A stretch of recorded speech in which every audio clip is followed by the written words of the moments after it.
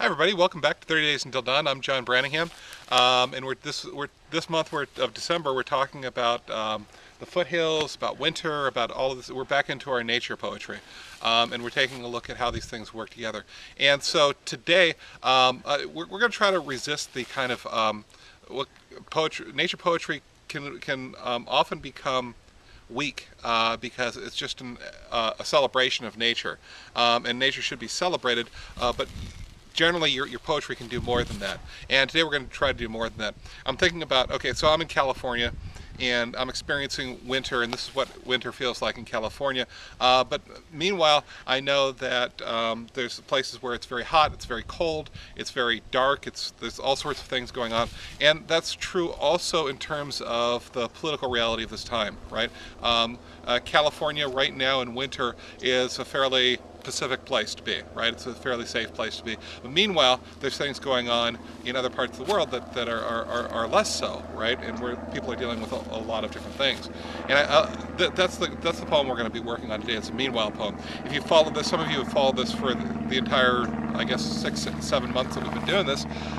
You've done a Meanwhile poem before, and that's when you're going to say, okay, well, this is what's happening here, but meanwhile this is going on over here, and then maybe return back to me, but meanwhile this is what's going on. And so you get this sense of what the world is like globally. Okay, so I'm sitting here in California in the beautiful, wonderful foothills, but meanwhile what's going on in I don't know, Iraq, Afghanistan. That's kind of an easy place to go at this point in time.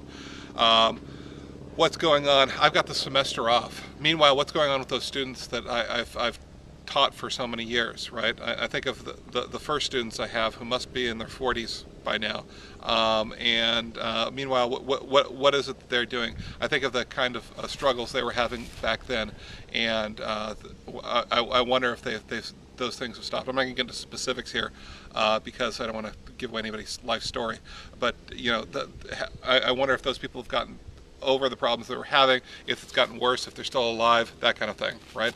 Okay, so that might be an interesting poem. You might do something else. You might do something political. You might do something purely nature, right? Okay, so we've got something here. And in fact, you know what would be really interesting? I just saw a flock of starlings. No, it's not. It's a murmuration of starlings fly by. And I mentioned the other day that somebody tried to import all of Shakespeare's birds to the United States. Starlings were one of those birds.